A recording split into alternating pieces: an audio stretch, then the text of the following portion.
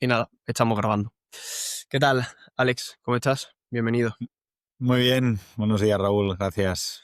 Nada, gracias a ti por venir. Ahora vamos a conocerte un poco mejor en estos primeros minutos, sobre todo de la grabación. Ya te digo, como hemos estado hablando antes, fuera de cámara, cualquier cosita, vamos, o sea, es una charla, no va a ser como tal una entrevista.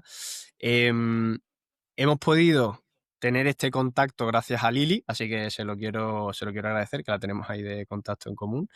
Lili, que es Virtual Assistant, que podéis ver la grabación que tengo con ella de algunos episodios anteriores a este con Alex. Y nada, Alex, cuéntame un poco para conocerte. Yo he visto tu perfil, he preguntado al ChatGPT un poco sobre tu trayectoria, que es mucho más rápido que ponerme yo a buscarlo manualmente, pero he investigado bastante y estuve un par de horitas leyendo sobre ti.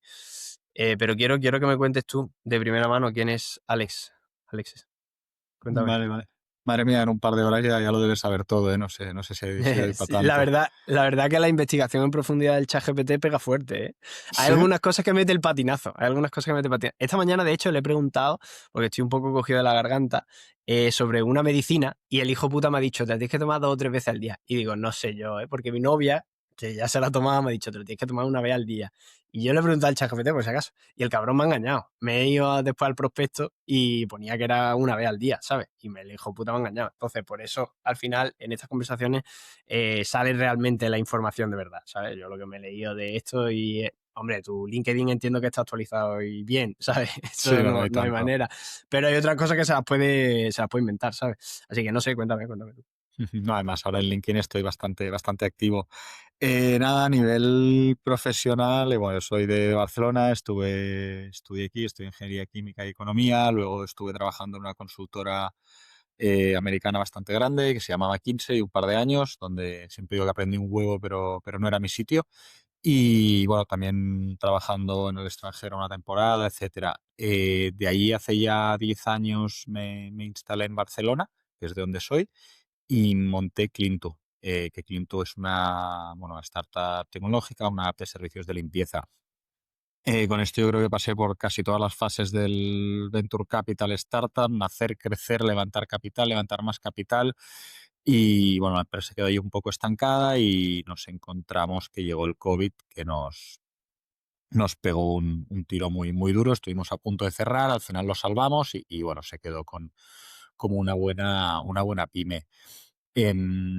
Por ese camino también pues compramos algunos competidores, nos fusionamos con otro que se llama MyPoppins y bueno, quedó un negocio más o menos estable con temas regulatorios que lo hacían muy complicado y bueno, de allí me lancé al mundo de más centrado de compra de empresas, ¿no? Vi que había una gran oportunidad en el mundo pyme, en el mundo industrial sobre todo, porque estamos en lo que mucha gente llama la mayor transferencia de riqueza de la historia. Básicamente, pues los baby boomers se jubilan y hay un montón de pymes que se quedan o se quedarán huérfanas sin nadie que las tenga y de allí, pues en 2023, junto a otros socios, pues compramos Imprisa, que es un taller industrial que fabrica maquinaria de tratamiento de superficies y tratamiento de aguas para industria. Tenemos un taller con soldadores, mecánicos, fontaneros y electricistas. Y bueno, en ese camino estamos y donde estamos ahora es buscando más pymes para comprar. La idea es tener un grupo industrial de pymes por debajo del 1.000.000 de euros de venta y bueno, estoy bastante activo ahora mismo en la parte de Money, de compra de empresas. Hay infinitas oportunidades. También es un sector complicado, pero bueno, este sería un poco el resumen. Qué bueno, tío.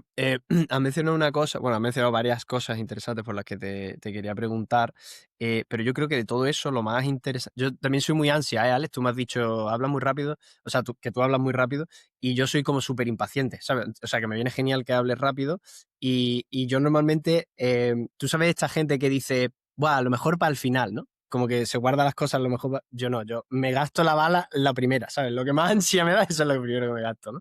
Y hay una cosa interesante que esto de la mayor transferencia de riqueza de la historia, que tiene mucha relación con, yo no sé si tú sabrás quién es José Paunero, si te suena. Este tío, bueno, tiene una historia bastante interesante. De hecho, antes de que salga este episodio, que saldrá a principios de enero, estará el episodio de Josean, ¿vale? Yo, si eso te avisaré o lo verás. Pero Pásamelo. es interesante porque el tío habló sobre un concepto. Bueno, José Ángel empezó emprendiendo, montó con sus colegas en la universidad una empresa de compraventa de dominios y demás. Bueno, que al final acabó transformando. Total, que el tío vendió sus participaciones y ahora está reinvirtiendo lo que ganó en otra empresa y tal. Y con eso está viviendo financieramente libre, ¿no? Por así decirlo. Es decir, no está trabajando, está como socio, ¿no? Em, entonces el tío me decía que, bueno, empezamos a hablar sobre una publicación que hizo él, un artículo que escribió para una newsletter que tiene compartida con Jordi Yasser, otro chico que ha pasado, otro tío que ha pasado por el canal y tal, que hablaba, le llamaba la heredocracia, ¿no? El titular, digamos, de esto, que hablaba mucho sobre el tío hacía un estudio, porque también es ingeniero y demás, y le molaba mucho, hizo un estudio, cruzó datos y tal, sobre cuántos pisos iban a heredar los españoles de sangre pura española, ¿no? De padres y abuelos españoles, cuántos pisos iban a heredar los nietos, es decir, los niños que estaban empezando a nacer ahora. Y a lo mejor salía un bombazo, o sea, un bombazo no, pero 2, 3, 4 pisos los nietos, ¿sabes? Porque no iba a haber suficiente población e hijos que iban a heredar esto, ¿sabes lo que te digo? Y me ha recordado esta heredocracia a eso, ¿no? Oye, es que hay señores mayores que tienen sus 60 años ya, se van a jubilar y no saben a quién venderle su empresa y quieren venderla, ¿sabes? Y están en esa. José Elías el otro día escribió un mail también sobre eso. Este sí sabes quién, ¿no? José Elías. Sí, sí, este sí que Que es. decía que había unos chavales que eran trabajadores de una empresa de carretillas de estas, de toritos, ¿no? Ujú. Y que querían comprar la empresa, pero que no tenían pasta. Entonces, José Elías puso no sé cuánto capital, los otros se endeudaron, hipotecaron su casa, tal. Y es que estamos en esa, ¿sabes?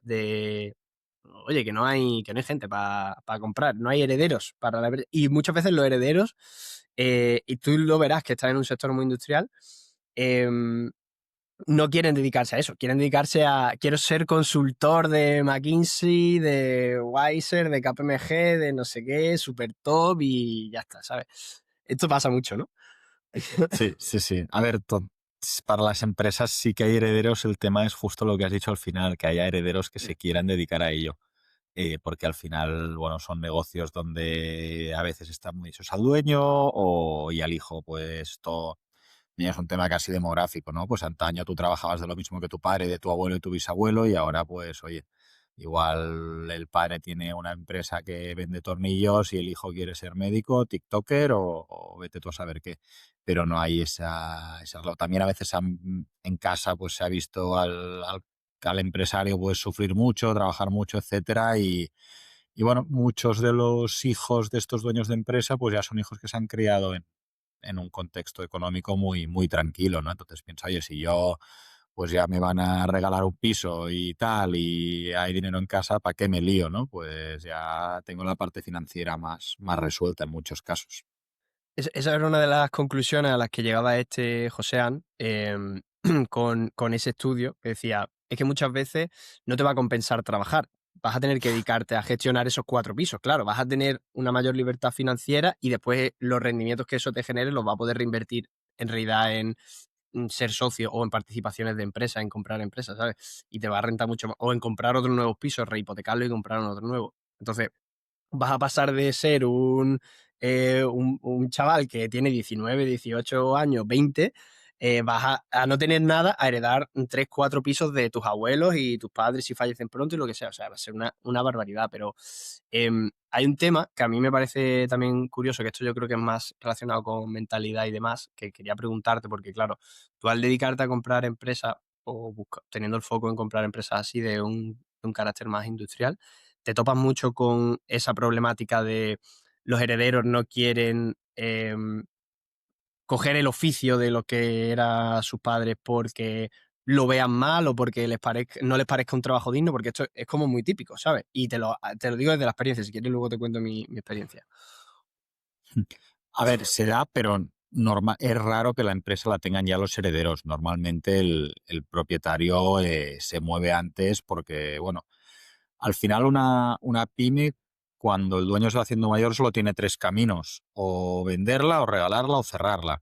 Y es cuestión de tiempo, puede tardar 5, 10 o 50 años, pero acabará en uno de estos tres. O la vendes a alguien, que suele ser económicamente lo mejor, o la regalas a tu familia o a tus empleados, que es más complicado que eso pueda ser, o la cierras, es el caso más dramático.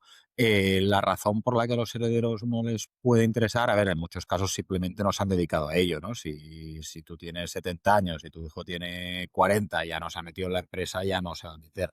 Es raro. También muchas veces para los hijos meterse en la empresa de los padres también es complicado, porque oye, hay una losa y unas expectativas que pueden dar vértigo. Así que, bueno, a veces el camino más limpio es, oye, venderla a otra persona, sacas un rédito económico y luego pues con ese dinero haces lo que consideres, vaya. ¿Cómo te metes tú en el tema de...? Porque, o sea, tú, la primera que fundas es Clean2, ¿no? Ujú. Y antes tú estabas en McKinsey, ¿no? Sí. Porque, o sea, ¿cómo te surge ese cambio? ¿De dónde te nace ese interés en... Bueno, estoy trabajando por cuenta ajena en una buena consultora, o sea, cualquiera se pegaría puñetazos por entrar en McKinsey, o mucha gente se pegaría puñetazos por entrar en McKinsey. ¿Por qué tú quieres salir de ahí? O sea, ¿qué te nace en tu cabeza para montar Clean2? Bueno, yo la verdad el gusanillo emprendedor empresarial siempre lo tuve. Al empezar a trabajar, pues sí que pensé, oye, mejor empezar a trabajar por cuenta ajena, quizá para aprender, etcétera. Pero no me duró mucho. La verdad que yo sí que recomiendo trabajar por cuenta ajena, porque creo que aprendes y está muy bien no lanzarte a la piscina sin tener ni idea, pero cuando te lanzas teniendo algo de idea, teóricamente vas más por delante.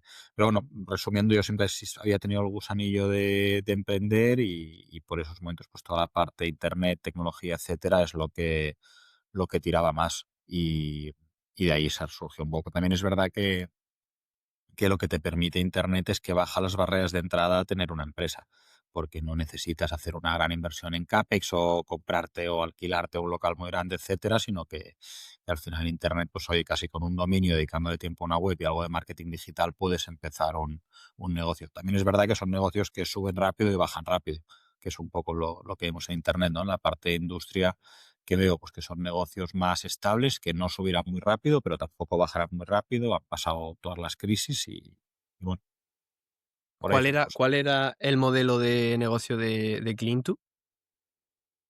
Muy sencillo, básicamente un marketplace de limpieza donde había por un lado pues personas que trabajan limpiando, por otro lado pues gente que quiere que le eche una mano con la limpieza y se facturaba un importe en función del precio del servicio. Mm, vale, vale. Y después de eso, me dijiste que entró o que que comprasteis, ¿no? Otro competidor. ¿Cómo era? My Poppins o algo así, ¿cómo se llama? Sí, hicimos una primera compra no me acuerdo qué año era, de Get Your Zero, que era también una plataforma parecida. Ujú. Eh, Luego alguna otra, pero más pequeña, algún competidor que no iba bien. Y luego hicimos una fusión con MyPockets justo después del COVID, porque bueno, ambas empresas estamos en una situación parecida, resucitados pero tocados, y fue la manera de tener algo un poco más sólido. Claro, o sea, ¿cómo surfeasteis vosotros ese momento del COVID? Es decir, o sea, ¿cómo lo vivisteis? Me interesa saberlo, porque aunque vuestro negocio era el marketplace, era el online, os afectaba directamente el físico, porque la gente Total, iba sí, a las sí. casas a limpiar y tal. O sea, ¿cómo lo vivisteis eso? ¿Cómo Pues fue? mal. Perdimos el 95% de la facturación en 2 semanas. Fue un drama. Ahora, ahí se separó mucho, ¿no? Los negocios que el COVID les ayudó y seguía creciendo a los que no. Me acuerdo cuando estábamos ahí todos con ERTE, etcétera, que salió un post, creo que era del de Estrella Galicia, como sacando pecho de, oye, claro, aquí no mandamos a nadie al ERTE, porque tal, la empresa, y dices, coño, no mandas a nadie al ERTE porque sigues vendiendo cerveza, campeón. Me gustaría Claro. ver qué haces si te baja la facturación a cero, ¿no? Que también ahí veías a veces, pues pasó bastante, gente como presumiendo de, oye, no, yo no hago ERTE, cumplo.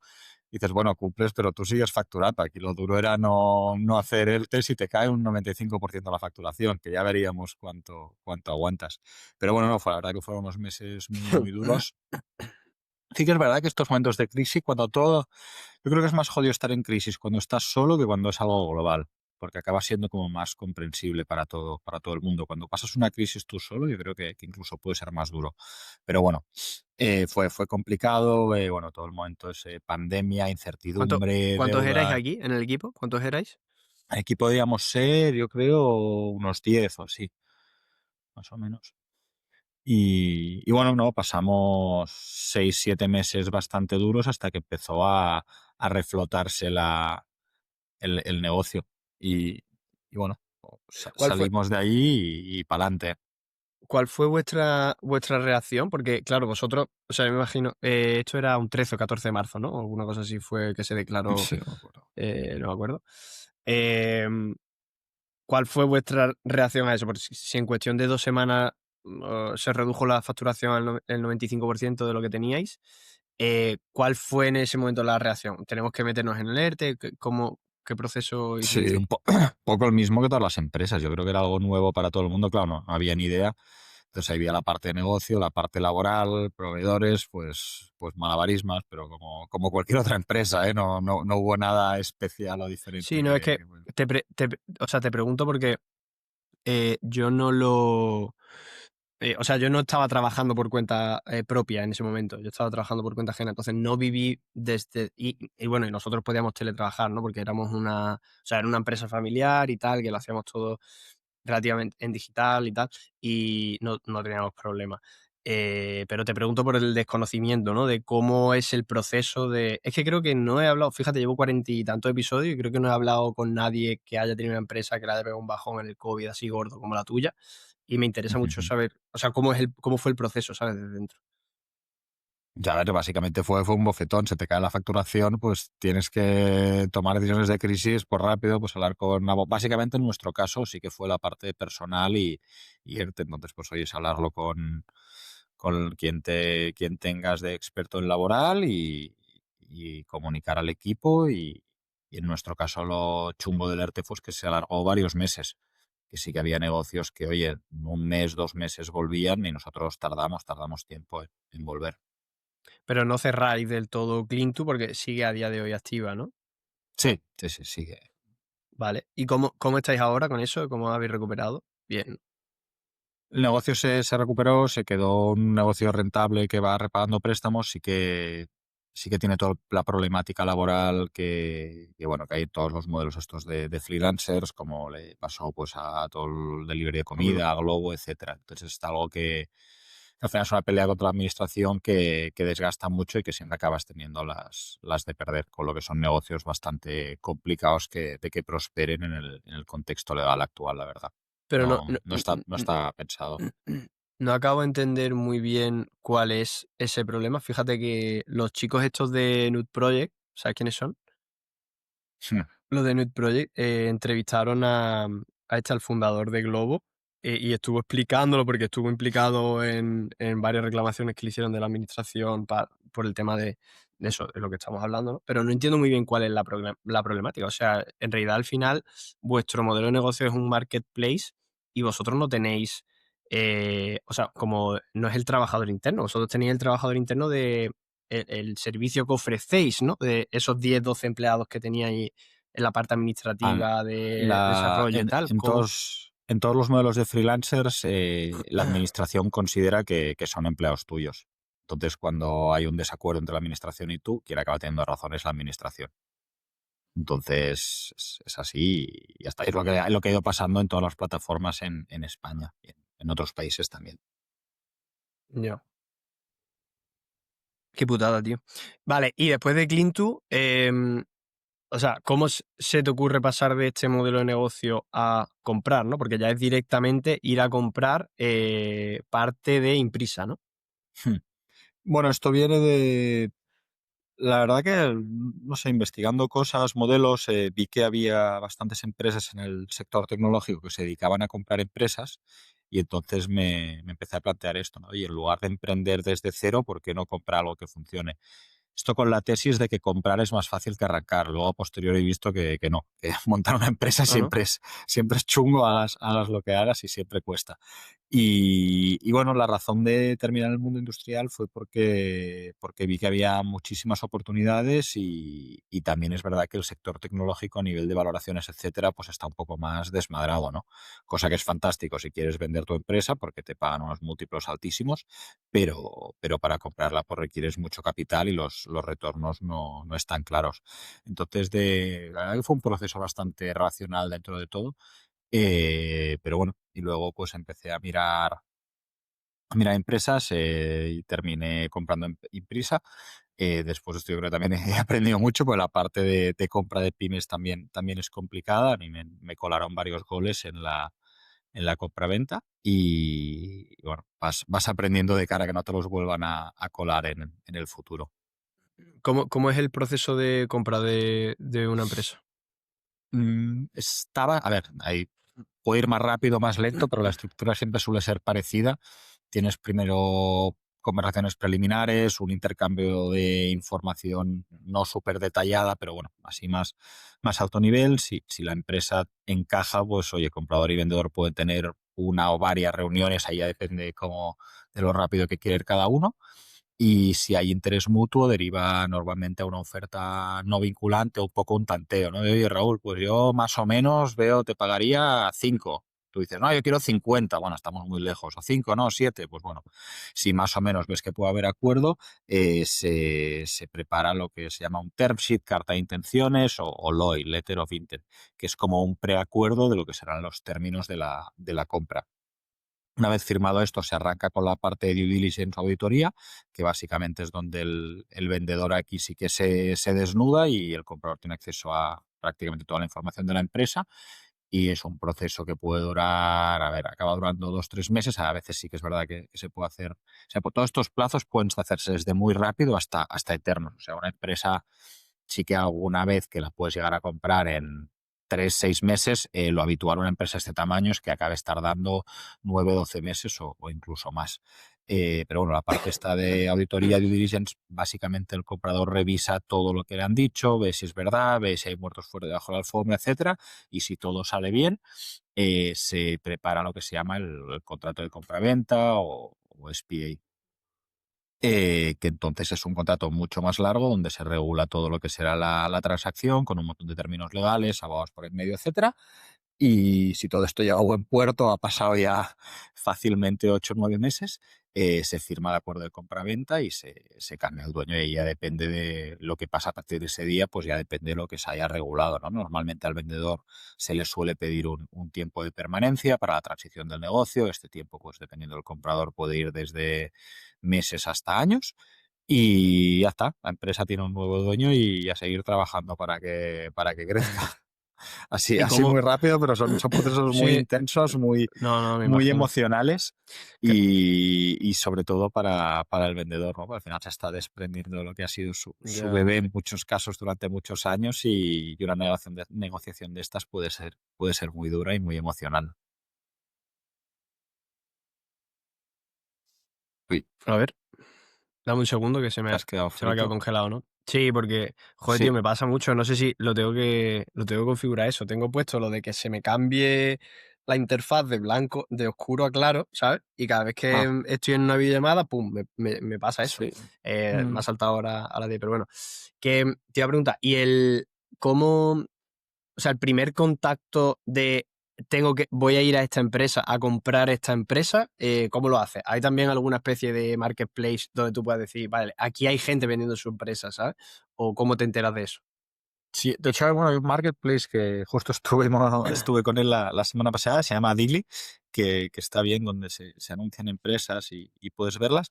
En mi caso, la mayor parte de las empresas las encuentro por brokers, poniendo una símil muy poco absurdo, por una metáfora si quieres. Tú cuando te vendes un piso, pues te puedes ir a una inmobiliaria, pues cuando te vendes empresas, pues hay personas que se dedican a vender empresas.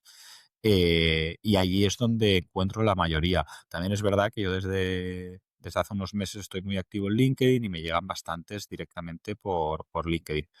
Dicho esto, yo mi canal preferido es los asesores de venta de empresas porque vender una empresa es muy complejo, no es como venderte una plaza de parking y el tener un asesor entre medio, en mi opinión, ayuda. Hay gente que es crítica con ellos, pero yo creo que es un rol que ayuda mucho porque no me acuerdo cuál de ellos me lo dijo, pero me gustó mucho la frase de que el rol de un asesor es que comprador y vendedor puedan decirse lo que no se podrían decir, ¿no? Porque tú se lo dices al asesor, el asesor lo pone un poco más bonito y se lo dice al otro, ¿no? Cuando hay cosas que si te dices a la cara o momentos de esto de tensión, pues pueden llevar a romper la relación, ¿no? Porque son momentos muy, muy tensos donde a veces decimos cosas de las que nos podemos arrepentir eventualmente. Entonces, pues bueno, no, la verdad es que, de lo que tiro más es de brokers que llevan mandatos de ventas, ¿no? Cuando un vendedor quiere venderse la empresa, muchas veces acude al gestor que tiene o al banquero o algo conocido y si este conoce pues a un broker de estos, lo contrata y le ayuda, ¿no? Y también el rol del broker pues le ayuda a organizar la información, a prepararla de manera un poco ordenada, contacta gente sin decir quién es la empresa, ¿no? De manera que se vaya dando a conocer. Aunque a veces te sorprendes, hay gente que se vende la empresa pero no quiere que la gente lo sepa, ¿no? Dices, coño, ¿Cómo? sí. ¿Eso por qué? Porque no se enteren proveedores, empleados, etcétera, pero llega a un nivel de confidencialidad y digo, hombre, si no se lo cuentas a nadie, nadie, nadie, ¿cómo te la vas a vender, no? Si nadie se entera. Aparte, una cosa que yo le digo hay muchos dueños y que te dice, ostras, es que no quiero que se enteren los empleados, porque ¿qué pensarán? Digo, a ver, tú si tienes una edad, a los empleados lo que les da miedo es que te jubiles y los dejes tirados. Y se quedan como, ostras, no lo había pensado así. Pero claro, tú imagínate, trabajas en una empresa, tienes 40 y pico de años y el dueño tiene 70.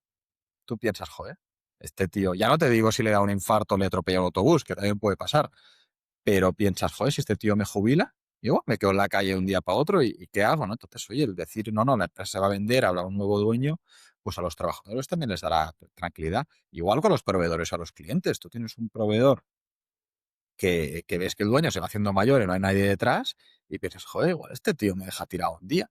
Con lo que al final el vender no tiene por qué ser una decisión ni débil ni mala, al contrario, da tranquilidad y gusta a la gente de alrededor. O sea, al final va a depender de cómo lo comuniques, ¿no? Todo eso. Exacto. Entiendo que también hay una parte bastante importante en el proceso de compra, sobre todo cuando ya la has comprado, ¿no? De comunicación a los que están dentro de la empresa y proveedores. ¿Cómo es ese proceso? Porque esto ya es el post-compra, ¿no? Podríamos empezar una nueva etapa, ¿no? Mm. A ver, ahí ya cada uno lo gestiona como mejor quiere, ¿no? Pero rápidamente después de comprar, pues sí que tener una reunión. Aquí ya depende de lo grande que sea, o no haces un comunicado oficial o no, pero bueno, sobre todo con el día después de comprar tienes que contar que ya lo sabe todo el mundo, entonces tienes que ser poco rápido pues para que quede todo claro, ¿no? De cara a empleados, oye, ¿va a haber cambios o no? No pasa nada, pero ser claro, ¿no? Si no va a haber cambios, decirlo, y si va a haber cambios, también decirlo, porque lo que no vamos a hacer es decir, oye, Raúl, no va a haber aquí ningún cambio, y la semana siguiente cambiarlo todo, y dices, coño, empezamos bien. Entonces, pues ser un poco transparente con lo que haya en mente. Y con clientes y proveedores, pues lo mismo, ya hay una nueva propiedad, el camino es este y ya está. La gente, al final, si eres claro y sincero con las comunicaciones, la gente es razonable y lo entiende. A ver, siempre te puedes tener algún despistado. Sí, yo creo que sí, nos estamos alejando un poco de... Bueno, yo creo que eso, fíjate, sí que ha ayudado mucho el tema de redes sociales y demás, que nos ha acercado mucho a un tipo de comunicación, un lenguaje como mucho más informal y la gente está más acostumbrada a ver eso. Supongo que también las grandes empresas que antes eran como súper corporativas y casposas, em, se han actualizado en ese sentido y utilizan un lenguaje más de calle y eso hace que la gente sienta como más cálido los mensajes cuando tú se los arrojas con sinceridad, ¿sabes? Con honestidad de, oye, mira, que va a pasar esto, ¿sabes? Por esto, por esto y por esto. Hay cosas que pasan que están bien, hay cosas que pasan que están mal, asume responsabilidades y demás, pero creo que cada vez más la gente lo está entendiendo y, bueno, y de hecho si hay gente que es capaz de entender la corrupción que está pasando en este país, ya ni te cuento si hay algún error involuntario en una empresa, ¿sabes? O sea, está, Sí, a nivel están de súper acostumbrados. comunicación, yo creo que también ha cambiado. Pues antaño la comunicación era como más formal, más distante, etcétera, pero en todos los ámbitos, ¿no? Tú ibas a una tienda y le hablabas de usted a la gente o a los padres, en fin.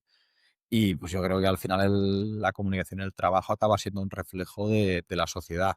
Y a día de hoy, si a ti te viene alguien en el trabajo con unas formalidades muy rimbombantes, acabas pensando, a ver, este tío, yo qué sé, me está timando, ¿no? Y creo que Total. al final la gente también valoramos que nos hablen en un lenguaje que entendemos.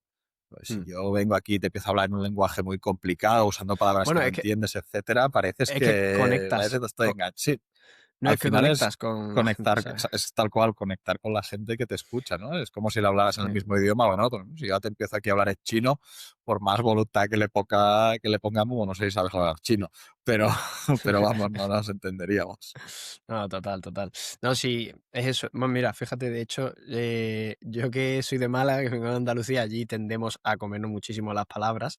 Eh, claro, hay muchos lingüistas, no sé si está bien dicha la profesión, que dicen que el andaluz es como una evolución del castellano, porque al final a lo que tendemos es a cortar las palabras. O sea, lo que queremos siempre es optimizar el mensaje que enviamos, ¿no? Queremos que nuestro receptor del mensaje nos entienda empleando las mínimas palabras y expresiones posibles, ¿no? Ese es como el Sí, sí, objetivo sí. máximo de la comunicación, ser lo más Por claro. cierto, acabo de hacer una asociación de ideas entre Málaga, compra empresas y las mil cagadas. Hay un malagueño que se llama Víctor Ruz, que lleva años, Ajá, está también bastante activo en LinkedIn, lleva años mirando tema de compra empresas y tal, y siempre cuenta sus cagadas. Por lo que yo creo que puede ser muy, muy interesante que lo entrevistes, pues además él ay, tiene una newsletter que escribe muy bien.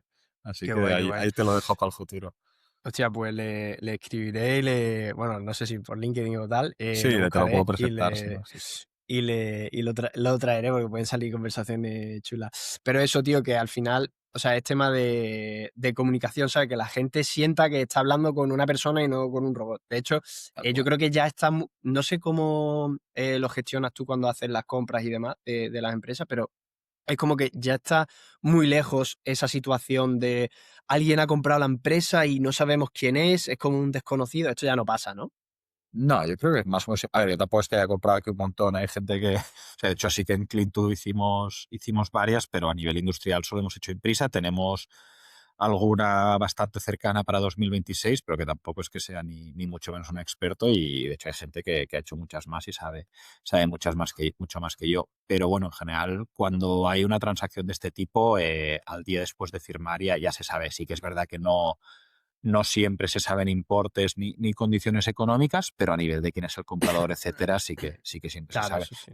Y más aquí que tenemos el registro mercantil, uno de los, yo creo que de los más abiertos del mundo. Tienes un montón de información de las empresas, ¿no? No es habitual que hay muchos países donde tú no puedes ver las cuentas de las empresas y aquí tú te bajas las cuentas, sabes cuánto ganan, tienes un montón de información. Sí que es verdad que a nivel de transparencia empresarial hay mucha, solo comparable, yo creo, a Reino Unido. Sí que luego tienes otros países que me hizo gracia, no sabía, donde las declaraciones de la renta son públicas. Algún país Uh, nórdico que tú puedes saber la renta de otra. Pasa que tiene un, no sé, es un modelo tipo LinkedIn que si yo miro tu renta, a ti te llega una notificación de Alex ha mirado su renta. Entonces, bueno, tienes que... Tírate tiene que ir con cuidado, ¿sabes? sí, bueno, al menos sabes quién te la ha mirado. Ahí ya con esa información Bien. haz lo que quieras. ¿Has probado alguna vez, o sea, has investigado alguna vez para comprar fuera de España o es jaleo? No, que va, que va. Por ahora hay tantas oportunidades aquí que no tiene sentido ir. O sea, ya te digo, yo al final en esto soy un principiante todavía, pero sí que veo muchas oportunidades y a mí los próximos años de mi vida me gustaría dedicarlos a esto porque es un sector que me encanta, veo muchas oportunidades y, a ver, que hay que remar y es duro, ¿eh? Que la gente me escribe mucha gente por LinkedIn que romantiza un poco el comprar una empresa y se imagina enseguida en un despacho chulo allí y a Ya ver ves. que al final y sobre todo este tamaño es barro, hay que currar mucho y es extremadamente duro, que es lo que la gente a veces no es consciente. ¿Cuánta gente? Vamos a entrar en eso un poco, ¿vale? Porque me interesa un montón. ¿Cuánta gente soy en Imprisa? En Imprisa 17 si no cuento mal. Y cómo es, para eso, ¿no? Para desmitificar un poco el romanticismo este de comprar una empresa, ¿cómo es en realidad? Tú llegas allí el primer día, haces el comunicado y ahora eso es barro absoluto. O sea, me imagino que tú te conocerás todas las departamentos, lo que hace cada uno, ¿sabes? No al dedillo como ellos, pero entiendo que en una empresa así tan pequeña. O sea, es barro en el sentido de que suelen ser empresas con menos procesos, más vaivenes, más incertidumbre, en fin, y no llegas a una empresa donde tengas todas las funciones dobladas o triplicadas, directores por todos lados, que ya tú compras una empresa más grande y tiene una cierta estructura que ya lleva una inercia, ¿no? En una pyme pues tienes que vigilar que la inercia sigue corriendo. Luego cada empresa es un mundo y hay algunas que tienen mejor una parte, otras mejor otra, y al final suena tópico, pero lo importante son las personas que tengas dentro. La clave al final es tener, pues oye, perfiles, unos cuantos perfiles comprometidos y sobre todo fichar gente buena y dejarla trabajar, que acaba Ya. siendo, ahí andamos más en teoría de gestión, pero es como lo veo yo. Eso es una de las cosas que, me está pasando a mí ahora, que yo tengo la sensación, y lo hablaba también el otro día con Josean, porque, claro, el tío, pues, tiene muchísima experiencia, ha comprado, vendido empresas, ha montado áreas y tal. Él me decía, y esto creo que también es interesante que lo comentemos, que es, intentar contratar la menos gente posible, o sea, como que haya la menos cantidad de gente posible en el proceso, porque cuanta más gente haya, como que, eh, más problemas vas a poder tener en el camino, ¿no? Pero dentro de eso, yo siento como que ahora mismo en mi negocio, al final siendo también un negocio de servicios, todo esto de arreglar las humedades, necesito gente, ¿sabes? O sea, necesito gente válida para hacer las reparaciones, es decir, la mano de obra de la ejecución de los trabajos, y también necesito a comerciales. O sea, yo ahora mismo, por contarte un poco la estructura, la idea, a ver si me puedes dar ideas que pueda aplicar. Nosotros empezamos en marzo y yo empiezo solo aquí en Madrid con Solo Humedad. Y bueno, empezamos metiendo publicidad, Google Ads y empiezan a salir los trabajos. Subcontratamos la mano de obra, es decir, avisamos a empresas de reformas que conocemos para que ellos hagan la ejecución del trabajo y yo voy haciendo la parte comercial. ¿Qué pasa? Que están empezando a entrar ya tantas llamadas, contactos y demás, que no puedo estar en todo. O sea, no puedo estar en coger las llamadas, hacer las visitas, organizar la parte administrativa con la gestoría, no puedo estar supervisando las obras, ir a comprar los materiales y llevarlos al almacén y preparar los materiales los días de las obras. Hay veces que las obras están una tan lejos de otra que no puedo, o sea, pierdo Mm. horas literalmente en Ahí, transportarme a supervisar pero ahí una y otra. tienes que, o sea, uno de los caminos difíciles es aprender a delegar y a salirte del medio. Al final, cada persona tiene unos superpoderes y cosas que hace de una manera mediocre. No me creo que todo lo que has dicho seas la mejor persona del mundo haciéndolo. Seguro que hay cosas No, ni de que puta. sabes hacer muy bien y hay cosas que las haces pues no te queda otra. Entonces, aquí el tema es quitarte, o sea, que cada persona se dedique a lo que sabe hacer bien. Y seguramente que tú estés haciendo facturas o albaranes no tiene sentido. Una cosa que has dicho al principio, que yo estoy un poco en contra, pero que se dice mucho como tópico, cuanto menos gente mejor. A ver, eso, si tú eres youtuber o un negocio que haces tú solo, muy bien. Pero la realidad es que las empresas grandes, si tú pillas a toda la gente que ha ganado muchísimo dinero, todos tienen centenares o miles de empleados. Porque es como multiplicas. Por más bueno que tú seas, nunca irás igual de rápido que si hay varias personas buenas detrás. Obviamente tampoco se trata de tirar personas a los problemas y fichar Mm, cualquier persona, pero si tú tienes un equipo de 3 o 4 que son muy buenos, siempre irán, no sé si más rápido, pero irán más lejos que una persona sola. Entonces la clave está en saber fichar, saber delegar y de hecho para mí el tener un equipo potente es lo que cambia de una empresa a un autoempleo. Siempre digo que la diferencia entre una empresa y un autoempleo es que en una empresa tú puedes apagar el móvil un mes y sigue funcionando, o irte de ujú, vacaciones. En fin, hay un mecanismo que tira sin ti. Si tú apagas el móvil un mes y la empresa no funciona, no tienes una empresa, tienes un autoempleo. Ojo, que hay gente que con autoempleos gana millones, las cosas como son. Pero bueno, son conceptos distintos. Si tú quieres tener una empresa o un negocio, un poco con lo que decías tú, ¿no? Que al final pues casi pueda tirar sin ti, que eso hay gente que lo ha llevado a extremos súper buenos, pues que tiene un negocio que le da dividendos, va 1 hora por la mañana y oye, tan feliz, pero eso se basa en tener un buen equipo detrás que lo gestione. Entonces, yo sí que creo, obviamente no hay mm. que cargarse personal porque sí, pero sí que es muy importante el equipo humano que montes y luego ser capaz de delegar, de crear procesos y de tener gente buena en cada área. Vamos, tú, es algo que has dicho tú, ¿no? Que si presupuestar, que si dirigir obras, que si, en fin, ¿cómo creas esto para que funcione sin ti? Sí, no, de hecho la idea, mira, el otro día lo venía discutiendo con mi padre por teléfono, porque claro, al final, o sea, yo esto Tienes a tu de, padre de consejero.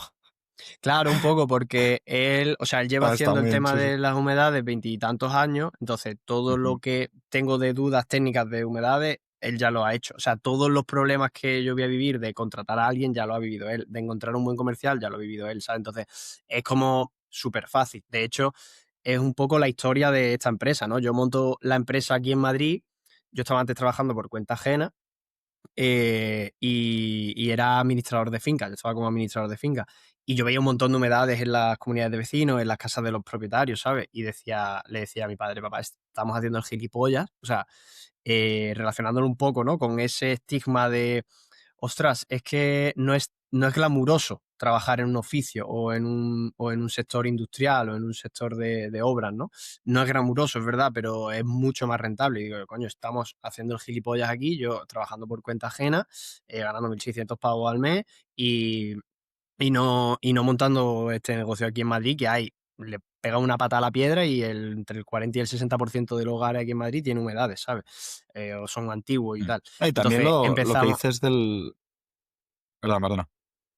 No, no, No, que digo, lo que dices del glamour, que aparece, incluso los negocios glamurosos, luego los ves por detrás, oye, que tampoco mola. Yo sé, puedes ver mm, un negocio tecnológico que parece aquí súper chulo y al final es un call center de gente de ventas. Lo que pasa que total. lo tienen bien vestido. Así que, bueno, no sé, la verdad que yo creo que pues hay muchos negocios divertidos, interesantes. Sí, no, pero sí, sí, y de hecho, mira, después hay gente que a mí me salen, ¿no? Pues muchos vídeos típicos en redes de obras y cosas así.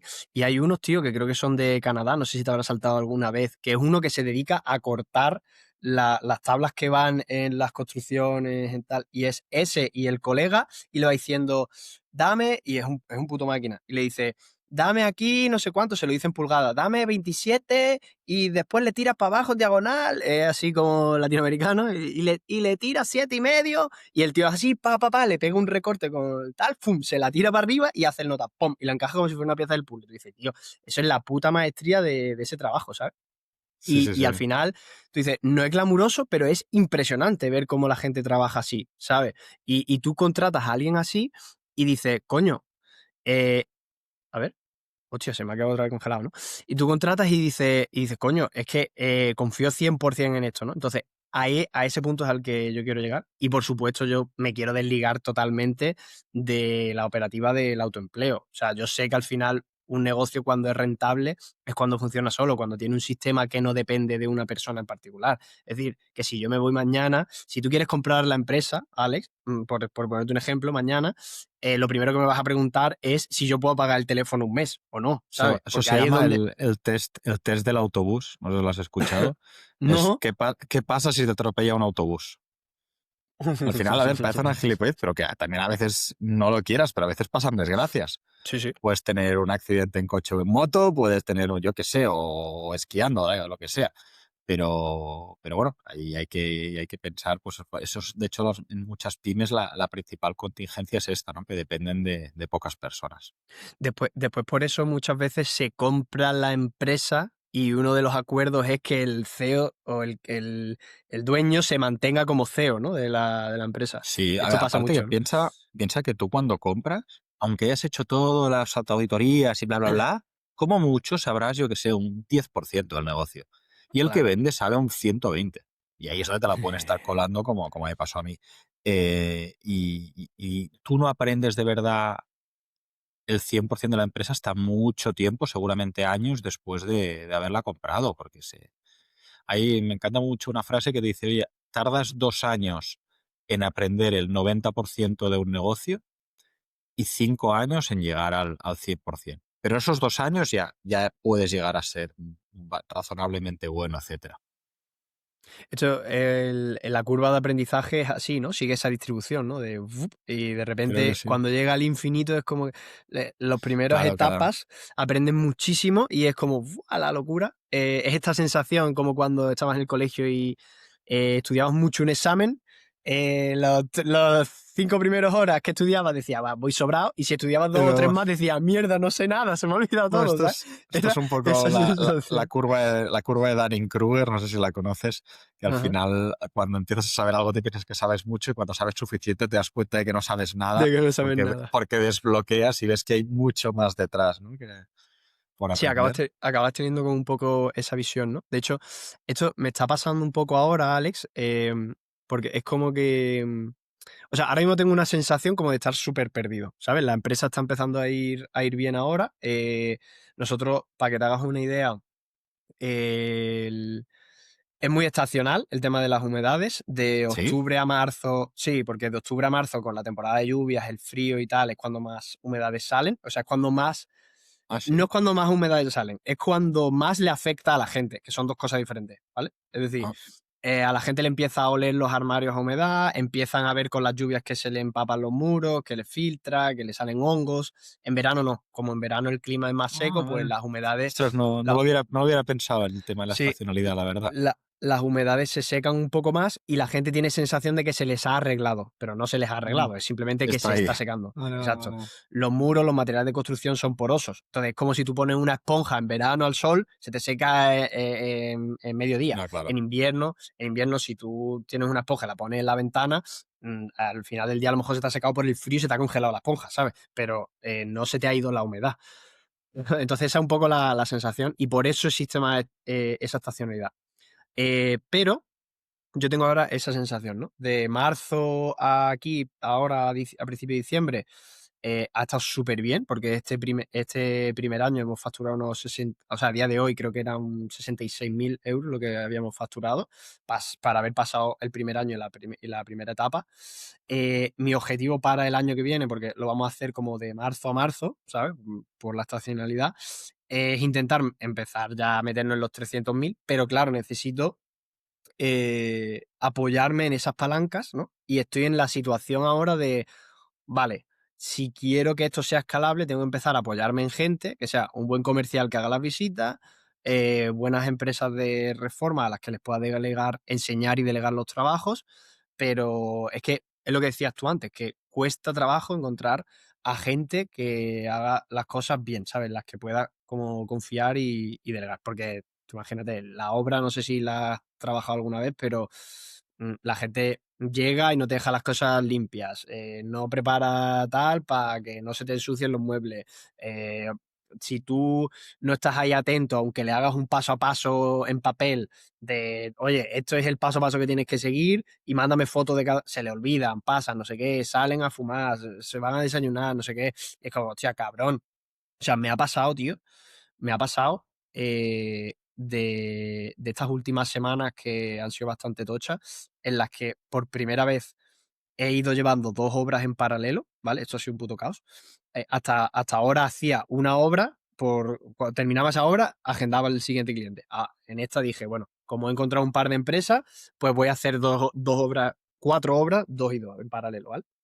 Total, que me ha pasado en la última, que un solo tío me ha hecho el trabajo de tres, o sea, un solo tío me ha hecho en un día el trabajo de tres en 2 días, para que te hagas una idea. Pues O ahí, sea, no sé, claro, algo claro, estaba mal dimensionado por algún lado, ¿no? 100%, claro, entonces es que era como, vale, y ahora yo ante esta situación, ¿qué hago? O sea, ya sé cuál puede ser el rendimiento de una persona en esta situación, ¿sabes? A lo mejor ha sido una excepción de, oye, los tiempos de secado han hecho que todo esto vaya mejor, los productos que hemos aplicado y tal, pero yo qué sé, tío. Y es como, vale, ¿cómo encuentro ahora a gente válida que pueda delegarle los trabajos estos operativos y a No, gente pero que pueda hacer el comercial, ¿sabes? el problema de las personas es la tónica en cualquier negocio, en cualquier trabajo, ¿no? Si tú hablas siempre de personas, personal, pues bueno, que fichar es complicado, retener es complicado, las personas somos complicadas, vaya. Sí, sí, sí, total, total. Pero no sé si tú cuando, bueno, claro, es que tú no estarás metido ya en la tónica de contratar, fichar a gente, ¿no? Sí, esto siempre, Sí, siempre entra, ¿no? estás ahí. A ver, va, épocas donde tienes un equipo más estable, hay épocas que no, esto va como va, pero bueno, que fichar siempre es difícil. A mí lo que me gusta mucho, intento hacer siempre que puedo, es pedir referencias porque muchas veces en esas referencias sí que sacas oro y ayuda mucho a ver si es la persona, tanto por ti como por la persona, ¿eh? Que hay veces que el no encaje es mutuo. A veces quizá tú y Ya. yo nos conocemos, pensamos que todo fluirá, empezamos a trabajar y a las 3 semanas los dos vemos que eso no va a ningún sitio. Puede pasar. Mm. A veces le pasa a uno, no al otro, ¿eh? Pero es la gestión de personas y siempre es lo más complicado. Eso yo Sí, creo que es en cualquier organización. sí, como en cualquier relación, ¿no? De dejar como muy claros los principios desde el primer momento, dejarlo todo Ujú. como muy bien pactado, igual que cuando vas a comprar una empresa, imagino, ¿no? Em, Oye, tío, y una cosa, el tema de, o sea, tú que has visto más en la siendo una empresa industrial, ¿qué, qué grandes diferencias notas tú respecto a otras empresas que puedan ser como más tecnológicas, más startup, así, tipo, como más glamuroso, ¿sabes? Eh, bueno, creo que te diría que la industrial es más vieja escuela, pero también va menos a bandazos, ¿no? Quizá la más tecnológica, pues todavía no se ha encontrado, no ha encontrado su sitio y va, también depende mucho del tamaño, ¿eh? No es lo mismo una tecnología que son 3 empleados que son 3.000. Aquí hay que, pero bueno, el momento startup que está creciendo. Quizás se vive en el mundo startup un poco más en el mundo de Yuppie, de como idealizando la realidad hasta que llega alguien y pone un poco de orden, ¿no? Al final, quien dice, también hay quien diferencia ser emprendedor de ser empresario, ¿no? Y que todo buen emprendedor debe terminar en empresario si quiere llegar lejos, dicen. Y, y no sé, a ver, a nivel de funcionamiento, al final las dos por dentro son empresas. Yo creo que también atraen quizá gente distinta de inicio, ¿no? Sobre todo de cara a la gente más joven, pues parece que es como más guay el trabajar en una startup. También es verdad que tiene un punto más de incertidumbre y a veces, no sé quién me contó el otro día que el ciclo de una startup era nacer, crecer, levantar capital, hacer un ERE, reducirse y quedarse pequeño, ¿no? No, no siempre es así, evidentemente, pero sí que ves a veces que hay un componente de incertidumbre y de vaivenes que para lo bueno y para lo malo, ¿no? Lo que sube rápido baja rápido. Sí que te diría que en general las startups tienes un crecimiento más rápido que a veces deriva o mayormente en una bajada más rápida. En una empresa más tradicional industrial, pues está más el, oye, siempre se ha hecho así, todo va, no crecerá muy rápido ni bajará muy rápido. También hay más resistencia al cambio en una empresa que lleva muchos años haciendo algo de una determinada manera, cuesta mucho el hacerlo de una manera distinta, ¿no? Porque las personas somos animales de costumbres y nos cuesta cambiar las costumbres. Sí, porque ¿cuántos años tenía Imprisa cuando o bueno, cuántos años tiene ahora, ¿no? Porque tú la compraste hace unos cuantos años, Sí, pero 30 y pico ya. Sí. que llegas tú ahí no cambias nada, ¿sabes? Después de 30 y pico No, años, te no, no. cuesta la A ver, vida. también es verdad Hay que lo una- primero que tienes que hacer es identificar que funciona no romperlo. Pero a veces es complicado y hay Ya cosas que ves. funcionan, pero yo qué sé, en la era de internet, etcétera, pues estarlo haciendo todo a papel igual no tiene sentido, aunque funcione, ¿no? En fin, hay que, no sé, es Está complicado. claro. Si fuera ¿Qué? fácil, todos lo haríamos y To- iría muy bien. Total, sí, sí. ¿Qué dirías, Alex, que es lo más, así ya un poco más a nivel, no sé si llamarlo mentalidad, operativa, como emprendedor eh, o empresario?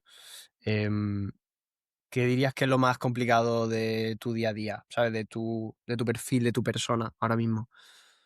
O sea, ¿en qué te sientes ahora Hmm. como más estancado o encuentras más complejidad, tío? Yo te digo, va a épocas. O sea, yo creo que ahora mismo es gestionar la incertidumbre futura. Hay épocas de más incertidumbre, menos. Hay épocas donde lo más complicado es personal, pues porque tienes algún puesto que no terminas de encontrar la persona que encaje. En fin, yo creo que depende un poco del momento. Ahora mismo, pues nosotros tenemos un negocio por proyectos, tenemos un montón de peticiones de presupuesto. O sea, hay épocas donde en un negocio por proyectos hay épocas donde presupuestas poco y todo lo cierras y épocas donde presupuestas mucho y no cierras. Y luego de golpe te vienen todos. Entonces ahora estamos en una época donde estoy viendo que se nos acumulan presupuestos y parece que febrero o marzo empezarán a entrenar. Entonces luego vuelve a cuadrar todo, ¿no? Entonces la incertidumbre está o poca previsibilidad que se puede hacer complicada en muchos casos. ¿Cómo lo abordas? ¿Tienes algo para abordar eso o simplemente Remar, someterte? remar, ¿no? Ahí. Me pasa a veces con la gente, alguno que me llama, me pide consejo para comprar empresas y quieren como todas las incertidumbres y es, tío, no hay... Muchas veces buscamos como el botón mágico, el ¿cuál es la clave de? Tío, no hay clave, currar y remar, y ya está, ¿no? Que pues, esto pasa mucho en vídeos de YouTube y tal, ¿no? Las 3 claves para no sé qué. Total. Y que a veces no, es que no hay claves ni atajos, es trabajar, remar y a veces aún así que te salga mal, porque la vida no es justa. Ya. Yo justo hay una frase que estuve hablando con, bueno, hablando con, no recuerdo con quién, creo que fue en un correo, que le respondía a otro de los chicos que también entrevisté aquí, que ha salido el episodio este fin de semana, Tomás, que era un Ujú. ingeniero, tío, que estaba ganando 10 12 mil pavos al mes y lo dejó. Dice que odiaba la venta, pero que de repente encontró en el email marketing, en el marketing directo, en las newsletters y demás, como que encontró su pasión y dejó de currar ganando esa pasta para montar un negocio sobre eso, ¿sabes? Y hablando con él en el correo le dije una frase, tío, que me la he puesto después aquí de perfil y tal, que me gustó mucho porque resonó como mucho conmigo, ¿no? Que era, al final, ser emprendedor es encontrar, mira, lo tengo aquí, encontrar nuevos caminos para conseguir tu objetivo cuando los anteriores han fallado, ¿sabes? O sea, en esto se basa la vida del emprendedor y empresario. Es como, oye, un nuevo obstáculo, le buscas una solución. No ha valido esa solución, hay que buscar otra solución, ¿sabes? Y así, pum, pum, pum, pum, Hay, pum, pum, hay constantemente, quien a ¿sabes? esto le llama ser como el agua, encontrar siempre un nuevo camino. Ya, Y hostia, qué sí, sí, no, buena. es, claro, es la incertidumbre de aprender y Me, es me que es viene, tal que así. me viene al dedo, tío, lo del agua, ¿sabes? Con la empresa de humedades. Lo mismo lo Ah, aplico mira, de alguna forma.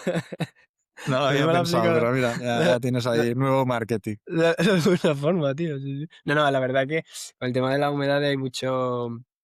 También hay mucha coña, ¿sabes? Mucha relación sexual, no sé qué, con lo de las humedades, estar húmeda, no sé qué, ¿sabes?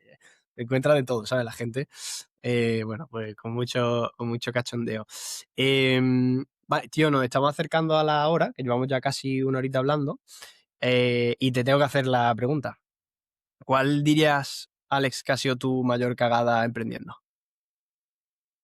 A ver, cagadas hay muchas. O sea, yo creo que aprendiendo la cagas cada semana. Quedarte con una de como la mayor es complicado.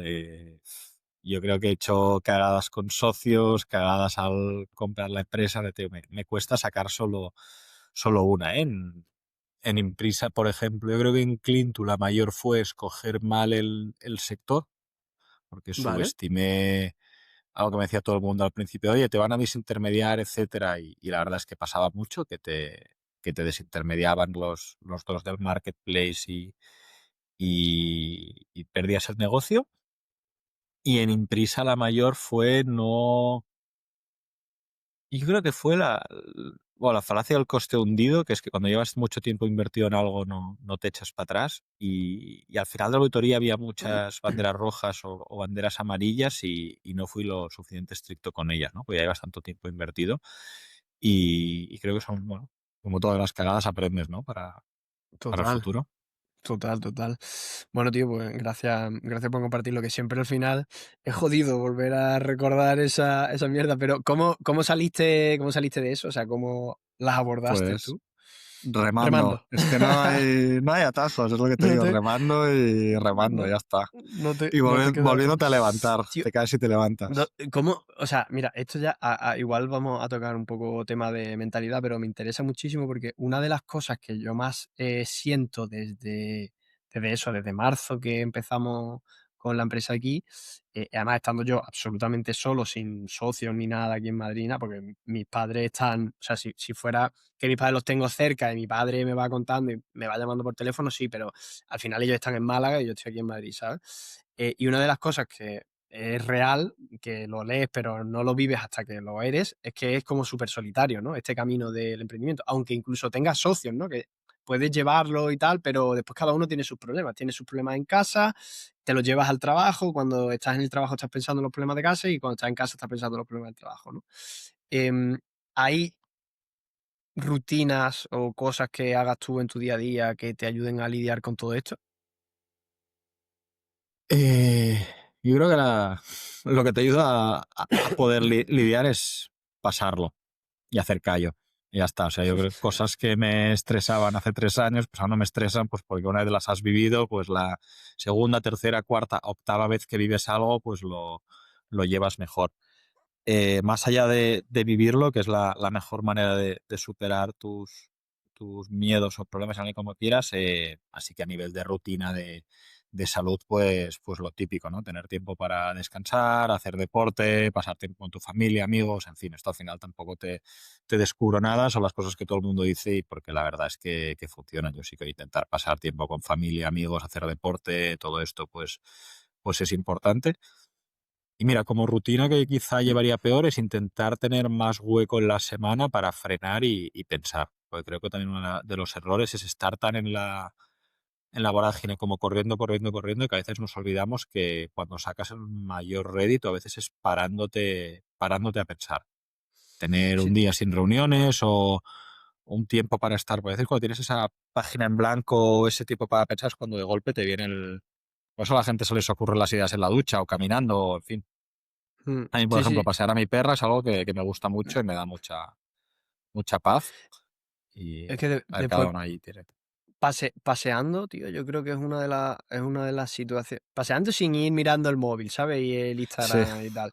Que después te chocando, lías chocando contra las contra farolas. las farolas, ¿no? Que muchas veces salimos a la calle y estamos en plan, pu, pu, pu, pu, pu, y Pero vamos todos, ¿eh? dándole ahí Yo aprovechando al máximo, ¿no? paseo a mi perra por la noche y muchas veces hay gente que te viene de cara con el móvil y si no los Coño. esquivas no te ven, ¿eh? Total, total. Sí, sí, sí. Pues que al final, paseando y teniendo esos momentos como de tranquilidad, yo es verdad que antes lo hacía mucho y desde que empecé con el negocio y tal, con toda la vorágine del día a día, me va comiendo y es como, vale, sí es importante, pero ¿qué dejo de hacer para ponerme a hacer esto? ¿Sabes? Y luego la sensación que me da es que cuanto más tiempo llevas sin sin vivir o sin bloquearte ese hueco de andar, pasear o lo que sea, como que más resaca tienes de todo el trabajo. Es decir, yo, por ejemplo, me bloqueo, imagínate, los miércoles y si llevo 4 semanas sin el miércoles pararme a pensar, es como Ujú. que el miércoles que me paro a pensar, no me da la cabeza para pensar nada. Es como que mi cabeza tiene tantos pensamientos que está como reciclándolo todo y no me da para pensar en algo como que sea revelador del negocio, ¿sabes? Muchas veces me pasa que digo, vale, me he tomado 2, 3 horitas para pensar, o dar un paseo o lo que sea, o ir al gimnasio y tal, pero no se me ocurrió un pedazo de idea, ¿no? Y es como que después te sientes culpable de mierda, no se me ocurrió la idea, entonces no merece la pena, ¿sabes? No lo sé. Y no sé por qué me pasa eso, tío. No sé si es algo mío particular o pasa, ¿sabes? No sé. Sí, sí, sí, sí, sí. No sé, tío. Vale. Alex, si quieres, por ir cerrando, yo te diría si puedes dejar como alguna reflexión final para la gente que nos esté escuchando, una idea, siempre os digo como una idea, un comentario, algo que salga de ti que recomiendes a la gente que nos escucha sobre emprendimiento, sobre, yo qué sé, salud, lo que quiera, como si quieres contar un chiste, ¿sabes? Como un huequito final que sea marca Alex Spell, ¿sabes? Te lo acabo de decir hace unos minutos. Tener tiempo para pensar es clave. Y Sí, cuando ¿no? estás emprendiendo cuesta mucho porque sientes que en ese tiempo para pensar es como si no estuvieras produciendo. Y aunque sea contraintuitivo, es lo que te puede acabar marcando la diferencia. Ya. Así que guárdate tiempo para pensar. Muy bien. Vale, Alex, un sitio donde pueda ir a encontrarte la gente para saber más sobre ti. A día de hoy en LinkedIn voy publicando bastante en general sobre compra de empresas, gestión y este tipo de temas y respondo todos los mensajes, así que sin problema, si alguien quiere saber más de mí me puede escribir por LinkedIn. Muy bien. Alex Spell Rivera en LinkedIn, ¿no? Exactamente, gracias. Ahí le encontráis. Vale, Alex, pues nos quedamos tú y yo aquí ahora comentando. Voy a cortar la grabación. Muchas gracias por estar aquí. Muchas gracias también a Lili por habernos presentado, que hemos podido tener esta charlita. Gracias a todos por estar escuchando otro día más. Espero que estéis muy bien, que paséis un buen domingo, que esto sale todos los domingos, Alex. Gracias por haber escuchado hasta aquí. Nos vemos el próximo domingo. Chao, chao. Gracias, Alex.